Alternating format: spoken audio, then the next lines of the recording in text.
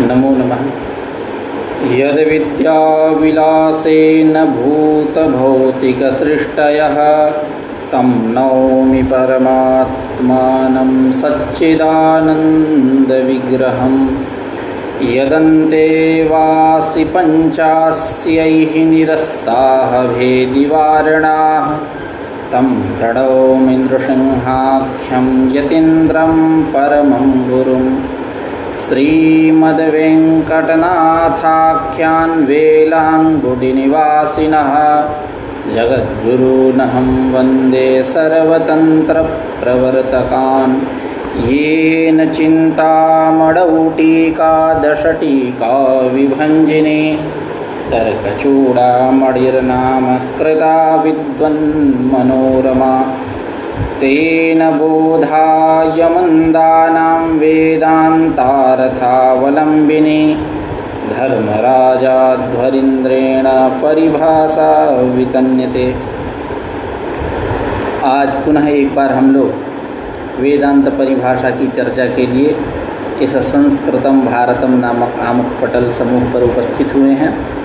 इस चर्चा सत्र में सम्मिलित आप सभी दक्षों का, विद्वानों का, सुविज्ञों का, मित्रों का, अनुजों का मैं डॉक्टर धीरज कुमार पांडे हार्दिक स्वागत अभिनंदन करता हूँ। जैसा कि हम लोग अभी चर्चा कर रहे हैं विषय परिच्छेद पे, इस चर्चा यात्रा में तत्वमसी वाक्य घटक तत्पदार्थ का विवेचन कर दिए हम लोग, और उसके अनंतर त्वम पदार्थ का विवेचन प्रारंभ है। उस त्वम पदार्थ के विवेचन क्रम में हम लोग कुछ दूर तक यात्रा करते करते आए हैं, जिसमें वृत्ति विषयक चर्चा चल रही है अभी।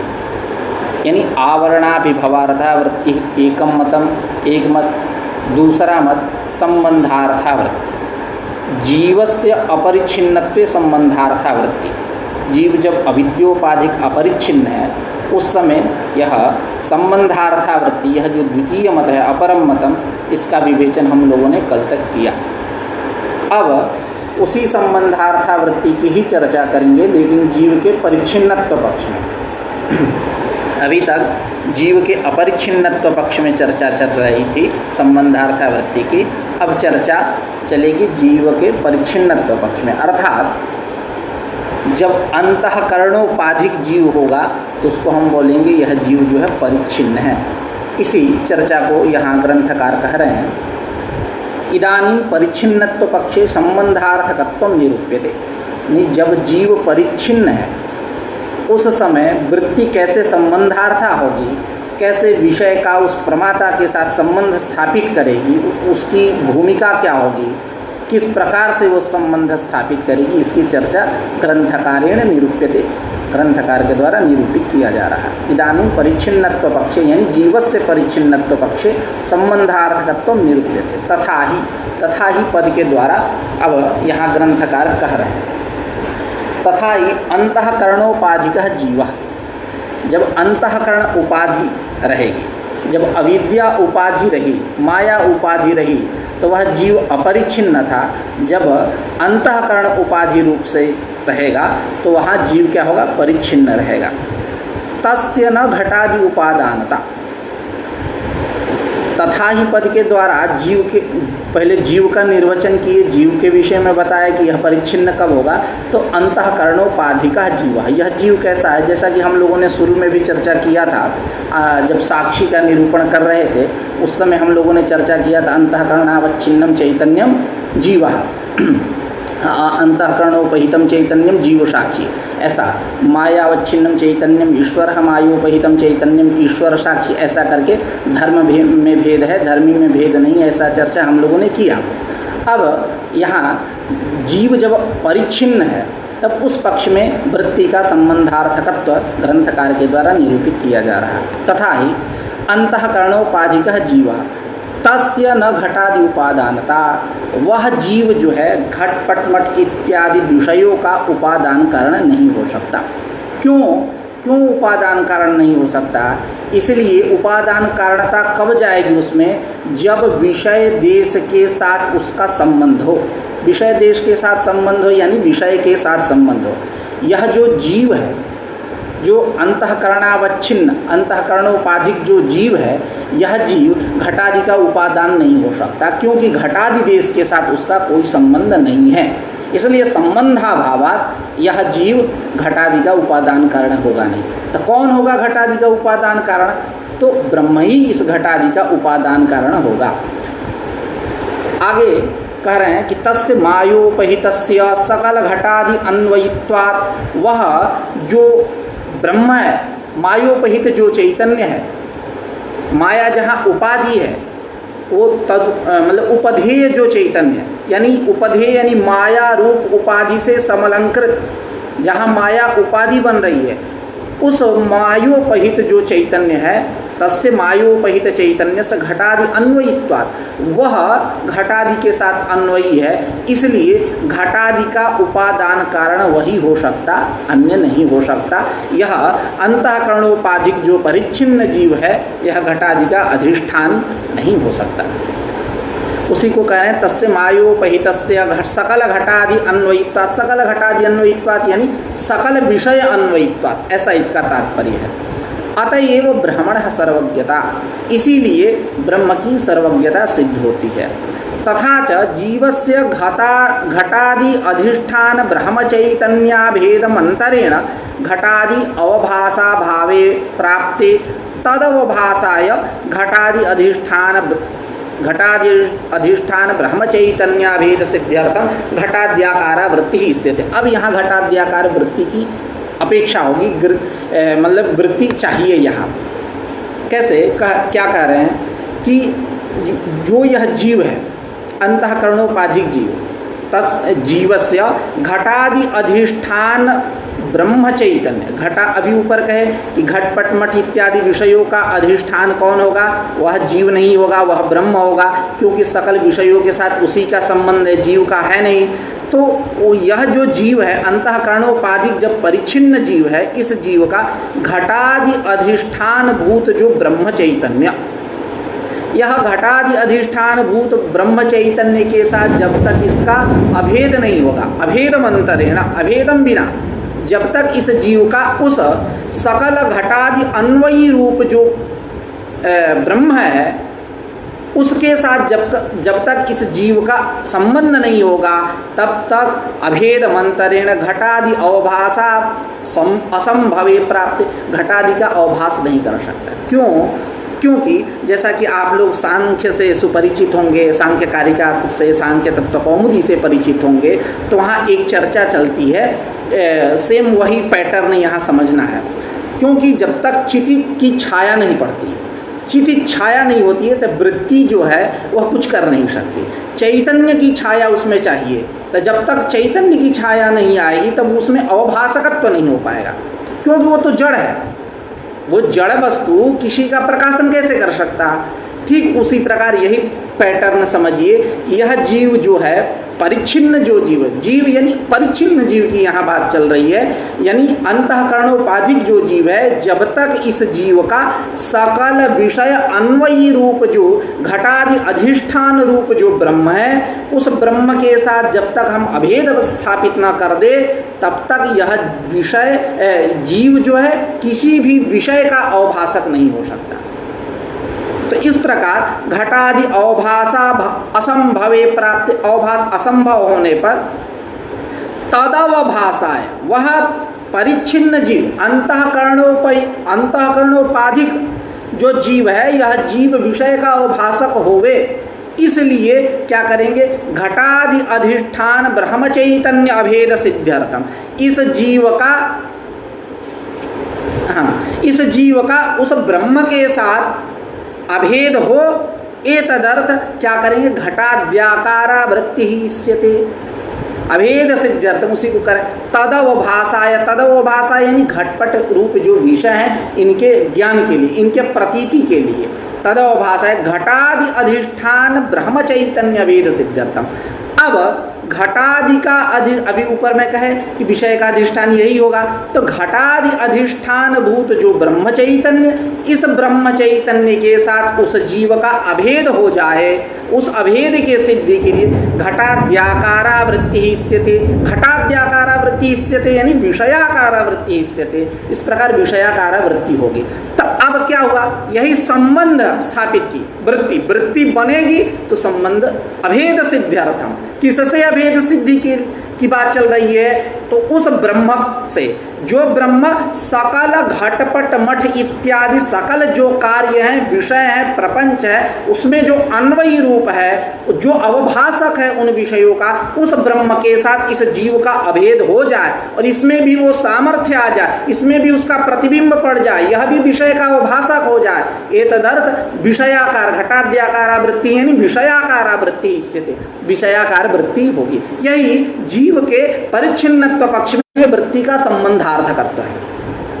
अब यहाँ उसी बात को ग्रंथकार कह रहे हैं अपने शब्दावली में, इदानीं परिच्छिन्नत्व पक्षे संबंधार्थकत्वं निरूप्यते तथा ही अंतःकरणोपाधिकः जीवः तस्य न घटादि उपादानता, मतलब तादृशस्य जीवस्य परिच्छिन्न रूपस्य जीवस्य न घटादि उपादानता, क्यों घटादि देशासंभवात् देश असंबंधात् किंतु ब्रह्मैव घटादि उपादानम तस्य मायोपहितस्य सकल घटादि अन्वयित्वात् अतएव ब्रह्मणः सर्वज्ञता तथा च जीवस्य घटादि अधिष्ठान ब्रह्मचैतन्य भेदमंतरेण घटादि अवभाषा संभवे प्राप्ते तदवभाषाय घटादि अधिष्ठान ब्रह्म चैतन्य अभेद सिद्ध्यर्थम घटाद्याकारा वृत्ति इष्यते। अब यहाँ एक समस्या, पूर्व पक्ष कैसा हो रहा है यहाँ कि वृत्ति के द्वारा कैसे आप प्रमात्र चैतन्य का और विषय चैतन्य का आप अभेद संपादित करोगे, वृत्ति कैसे अभेद संपादित करेगी, ये पूर्व पक्ष है। क्योंकि जो वह प्रमात्र चैतन्य है या विषय चैतन्य, प्रमात्र चैतन्य और विषय चैतन्य, इन चैतन्य का जो उपाधि वो भिन्न भिन्न है। प्रमात्र चैतन्य का उपाधि कौन, अंतःकरण, और विषय चैतन्य का उपाधि कौन बनेगा, विषय, घटपट मठ इत्यादि जो भी विषय, सकल विषय। अब यह जो उपधेय है यानी विषय चैतन्य और प्रमात्र चैतन्य, इनकी जो उपाधि है यह उपाधि भिन्न भिन्न है, अलग अलग है, तब उपधेय में भी भिन्नता आएगी। तो जब उपधेय में भिन्नता आएगी तो वृत्ति कैसे अभेद संपादित करेगी, ऐसा पूर्व पक्ष बन के तैयार हुआ। उसी बात को कह रहे ननु करके पूर्व पक्ष, वृत्त्यापि कथम प्रमात्र चैतन्य विषय चैतन्ययोः अभेदः संपाद्यते, तया कथम प्रमात्र चैतन्य विषय चैतन्ययोः वृत्त्याभेदः संपाद्यते। क्योंकि उसी पूर्व पक्ष में कह रहे हैं घटांतःकरण रूप उपाधि भेदेन घट, क्योंकि विषयावच्छिन्न चैतन्य की उपाधि घट यानी घट विषय उपलक्षण है, घट पट मठ इत्यादि जो भी, और प्रमात्र चैतन्य की उपाधि अंतःकरण। तो घट अंतःकरण रूप उपाधि भेदेन तदवच्छिन्न चैतन्ययोः अभेदा संभवात्, तदवच्छिन्न जो उपधेय चैतन्य है, प्रमात्र चैतन्य और विषय चैतन्य, इनमें अभेद असंभवात्, असंभव होने से कैसे आप वृत्ति के द्वारा इन दोनों में संबंध स्थापित कर रहे हो, इति पूर्व पक्ष, यह पूर्व पक्ष हुआ। इति चेत न, यदि आप ऐसा पूर्व पक्ष करो तो पूर्व पक्ष आपका ठीक नहीं है। क्यों? क्योंकि हमने विषयगत प्रत्यक्ष स्थल में अभेद की चर्चा मैंने कर दिया। उसी बात को यहाँ ग्रंथकार समाधान के रूप में दे रहे हैं। वृत्तेः निर्गमन, वृत्तेः बहिर्देश निर्गमन बहिर्देश गमनांगीकारेण वृत्ति अंतःकरण विषयाणाम एक देशस्थत्वेन तदुपधेय भेदाभावस्य उक्तत्व। जैसा कि हम लोगों ने पूर्व में चर्चा किया था कि जब किसी विषय का प्रकाश होता है, जब किसी विषय का अवभास होता है, तो पहले इंद्रियों का उस विषय के साथ सन्निकर्ष होता है और इंद्रिय प्रणाली का या अंतःकरण तद्देश हो जाता है और तदाकाराकार होता है। यही वृत्ति का परिणाम है। तब जाकर के विषय का प्रकाश होता है, विषय का अवभास होता है, चिदाभास होता है। बुद्धितस्थौ चिदाभासौ द्वावेतौ व्याप्नुतो घटम तत्राज्ञानम धिया नश्येत आभासेन घटः स्फुरित। ऐसी चर्चा हम लोगों ने कल शायद किया था। तो इसी बात को ग्रंथकार कहते हैं, यथा तडागोदकम छिद्रान् निर्गत्य कुल्यात्मना केदारान् प्रविश्य तद्वदेव चतुष्कोणाद्यकारं भवति तथा तैजसम् अन्तःकरणमपि चक्षुरादिद्वारा निर्गत्य घटादि विषय देशं गत्वा घटादि विषयाकारेण परिणमति सैव परिणामो वृत्ति इत्युच्यते। यही वृत्ति का क्या है परिणाम, तदाकाराकारित होना, विषयाकाराकारित होना, घटाकाराकारित, मठाकाराकारित, पटाकाराकारित। अब वहाँ क्या होता है कि वहाँ पहले से प्रमात्र चैतन्य यानी अंतःकरणावच्छिन्न चैतन्य और विषय चैतन्य घटपट इत्यादि विषयावच्छिन्न चैतन्य और वृत्ति प्रमाण चैतन्य यानी अंतःकरण वृत्तिवच्छिन्न, यह तीनों जो है एकत्रित रहते, एक देशस्थ रहते। तो जब एक देशस्थ रहेंगे तो तदुपधेय जो है अर्थात वृत्ति अंतःकरण और वृत्ति अंतःकरण और विषय, यह उपाधि से उपहित जो चैतन्य प्रमाण चैतन्य, विषयावच्छिन्न चैतन्य और प्रमात्र चैतन्य, इन दोनों का अभेद हो जाएगा। यह बात मैंने पहले कहा। तो आप जो पूर्व पक्ष कर रहे हो कि यहाँ जो प्रमात्र चैतन्य है और विषय चैतन्य है इनकी उपाधि भिन्न भिन्न है, प्रमात्र चैतन्य का उपाधि अंतःकरण है, विषय चैतन्य की उपाधि घटपट। अब विषय उपाधि के भेद होने के कारण जो उपधेय है प्रमात्र चैतन्य और विषयावच्छिन्न चैतन्य, इनमें अभेद नहीं हो सकता। यह जो आप कह रहे हो गलत कह रहे हो और तुम्हारा पक्ष ठीक नहीं है पूर्व पक्षी, क्योंकि जब यह एक देशस्थ होंगे तो अभेद स्वभावतः अभेद होगा। जैसा कि हम लोगों ने एक दिन शायद यह भी चर्चा किया था कि ननु रजतोत्पादकानां रजतावयवानां अभावे सुप्तौ कथम तवापि रजतम उत्पद्यते। इसी प्रसंग में कि लोक में देखा जाता है कि मृत्तिका से घट उत्पन्न होता है तो उस घट में घटावयव दृष्ट है, लेकिन तुम्हारे यहाँ पूर्व पक्षी के यहाँ, सिद्धांति के यहाँ, वेदांति के यहाँ जो रजत की उत्पत्ति होती है सुक्तिका में, जो रजत उत्पन्न हो रहा है वहाँ रजतावयव तो है नहीं। तब रजतावयव नहीं है तो कैसे तुम रजत की उत्पत्ति मानते हो? इसी प्रसंग में चर्चा चली थी तो ग्रंथकार ने समाधान दिया था अद्वैत वेदांत की भावना से, वेदांत की वासना से नहीं, तत्र नहीं लौकिक सामग्री तत्र नहीं रजतोत्पादकानां रजतावयवानां सुक्तौ अभावे कथम तवापि रजतम उत्पद्यते इति चेत नहीं लोक सिद्ध सामग्री प्रातिभाषिक रजतोत्पादिका किंतु विलक्षण इव काच विलक्षणता वर्तते। तो कहते काच कामलादि दोष दूषित लोचनस्य पुरोवर्ती द्रव्यात् पुरोवर्ती द्रव्य संयोगात इदमाकारा चाकचिक्याकारा काचिद अंतःकरण वृत्ति रुदेति तस्यां च वृत्तौ इदमवच्छिन्नं चैतन्यं वृत्त्यवच्छिन्नं चैतन्यं प्रमात्र चैतन्यं च भिन्नं भवति। ततश्च प्रमात्र चैतन्य भिन्न विषय चैतन्य निष्ठा सुक्तित्व प्रकारिका अविद्या चाकचिक्यादि सादृश्य संदर्शन समुद्बोधित रजत संस्कार सदृचीना काचादि दोष समवहिता रजत रूपार्थाकारेण रजत ज्ञानावभासाकारेण च परिणमते।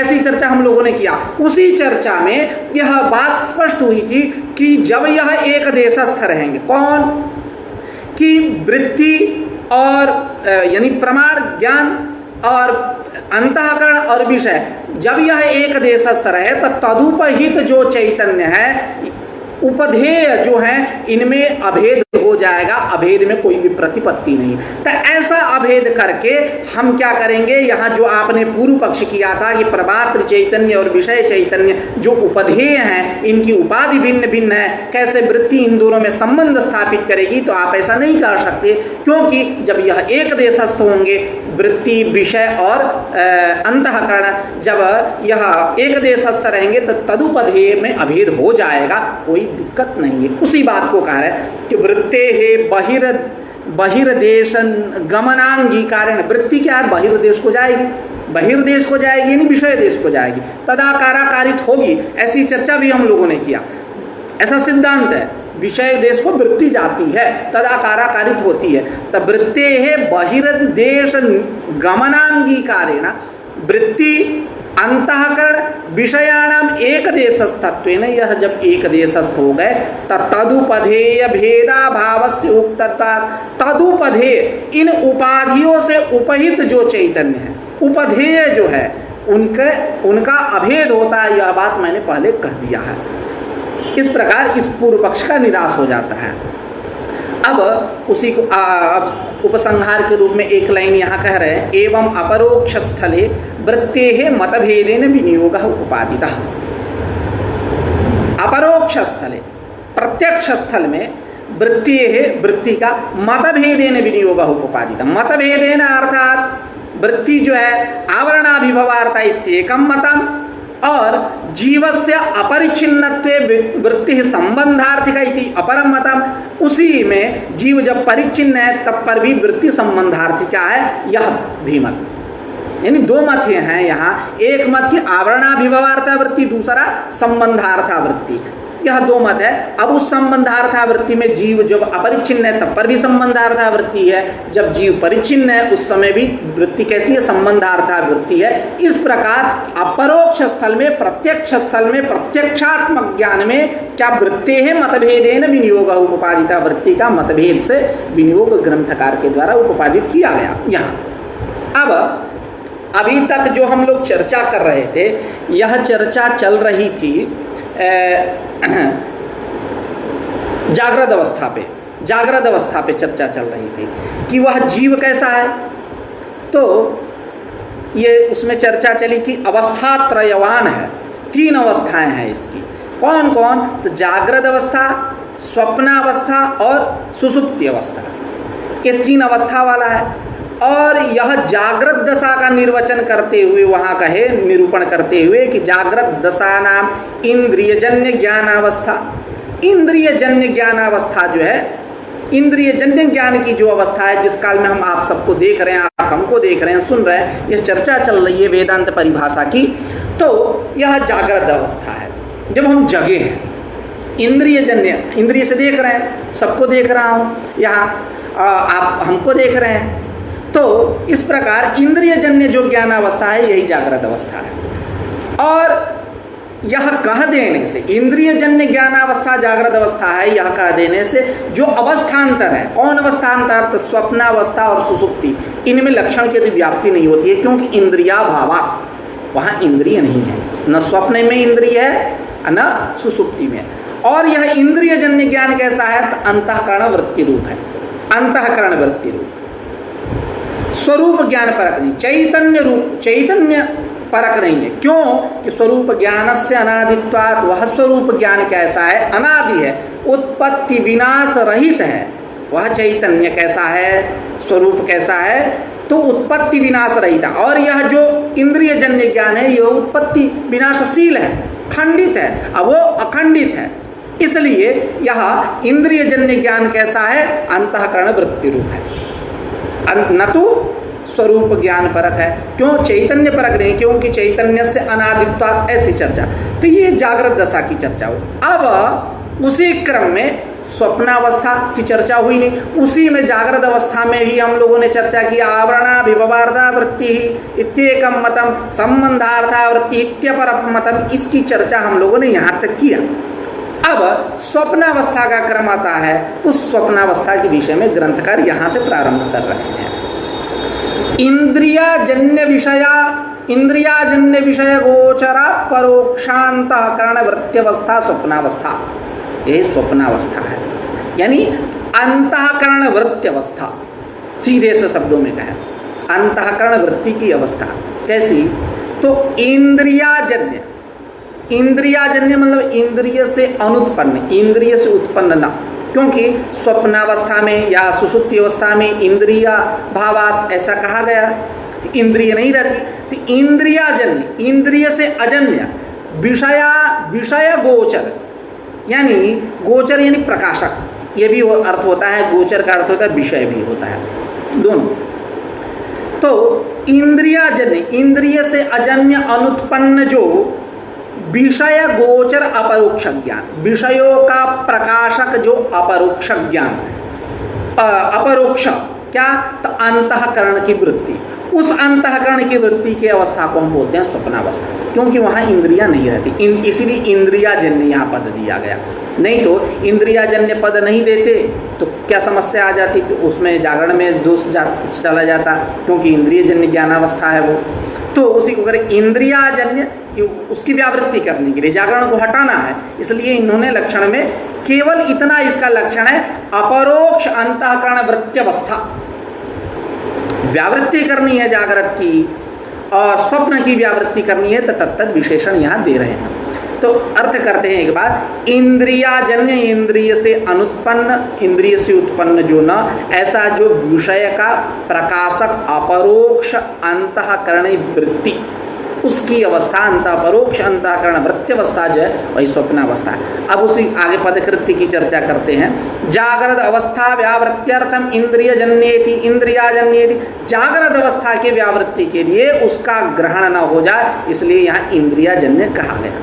अविद्यावृत्तिमत्याम सुसुप्तौ अतिव्याप्तिवारणाय अंतःकरणेति, सुसुप्ति में क्या होता है, वहाँ अविद्या को विषय करने वाली अविद्या की वृत्ति बनती है। सुसुप्ति में अंतःकरण की वृत्ति नहीं, अविद्या को विषय करने वाली अविद्या की वृत्ति बनती है, अविद्याकाराकारिक वृत्ति बनती है। इसलिए उसके व्यावृत्ति के लिए, सुसुप्ति के व्याप्ति के लिए यहाँ ग्रंथकार ने क्या कहा, अंतःकरणेति, कि इंद्रियाजन्य, इंद्रिय अनुत्पन्न विषय का प्रकाशक जो अपरोक्ष अंतःकरण वृत्ति अवस्था, अंतःकरण वृत्ति अवस्था, अंतःकरण की वृत्ति होनी चाहिए।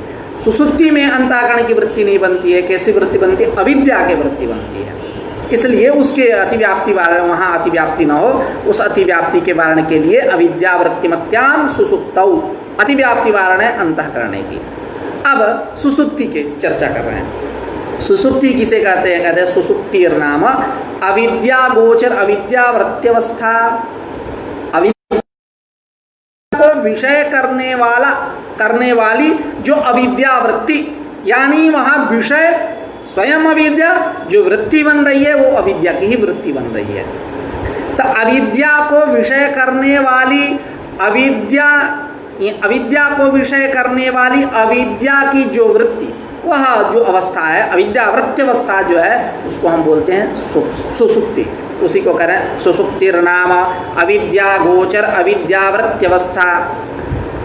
जागृत स्वप्नयो अविद्याकार वृत्तेः अंतःकरण वृत्तित्वात् तत्र नाति व्याप्ति, तत्र अतिव्याप्ति न, ऐसा मतलब अतिव्याप्ति नहीं। कह रहे हैं कि जो जब यह सुसुप्ति का लक्षण किए अविद्या गोचर अविद्यावृत्ति अवस्था, तो यह अविद्या गोचर अविद्यावृत्ति अवस्था कहने से जागृत अवस्था में यह लक्षण नहीं जाता है, जागृत अवस्था में और स्वप्नावस्था में भी नहीं जाता है। क्यों तो यही कर जागृत स्वप्नयो अविद्याकार वृत्तेः अंतःकरण वृत्तित्वा, जागृत अवस्था में अंतःकरण की वृत्ति बन रही है, और जो स्वप्नावस्था है जागृत अवस्था में भी वहाँ कहे थे इंद्रियजन्य ज्ञानम अंतःकरण वृत्ति, ऐसा तो जागृत अवस्था और स्वप्नावस्था इन दोनों जगह किसकी वृत्ति बन रही है, अविद्या की वृत्ति नहीं बन रही है। भले अविद्या विषय हो, लेकिन वृत्ति जो बन रही है वो अंतःकरण की वृत्ति बन रही है। और यहाँ सुसुप्ति में किसकी वृत्ति बन रही है, यहाँ विषय भी अविद्या है और वृत्ति भी उसी की बन रही है। इसलिए अतिव्याप्ति दोष को वारण करने के लिए यहाँ क्या कहा गया, अविद्यावृत्ति अवस्था, अविद्यावृत्ति होनी चाहिए। अब वो जागृत और स्वप्न में नहीं है, तो उसी को कह रहे हैं जागृत स्वप्नयोः अविद्याकार वृत्तेः अंतःकरण वृत्तित्वात्। अविद्याकार वृत्ति विषय रूप से है, लेकिन वृत्ति जो है वो अंतःकरण की ही है। अविद्याकार वृत्तेः अंतःकरण वृत्तित्वात् न तत्र अतिव्याप्ति, अतिव्याप्ति नहीं है। इस प्रकार तीन अवस्थाओं का विवेचन किया गया ग्रंथकार के द्वारा, जागृत अवस्था, स्वप्नावस्था और सुसुप्ति अवस्था। अब यहाँ कुछ लोगों का कथन है, कुछ आचार्यों का कथन है कि जो मरण और मूर्छा है, यहाँ मरण और मूर्छा एक अवस्थांतर है, मतलब इन तीनों से हट के है। यानी न यह जागृत है, न यह स्वप्न है, न यह सुषुप्ति है, इन तीनों से हट के है। कुछ लोगों का कथन है कि नहीं, यह जो मरण और मूर्छा है इन दोनों का अंतर्भाव हो जाता है सुषुप्ति में ही, ऐसा मतभेद है उसी को। लेकिन त्वम पदार्थ का यहाँ विवेचन हो रहा है। त्वम पदार्थ के विवेचन में ये अलग है या इन दोनों का सुषुप्ति में अंतर्भाव होता है, इससे कोई यहाँ तात्पर्य नहीं।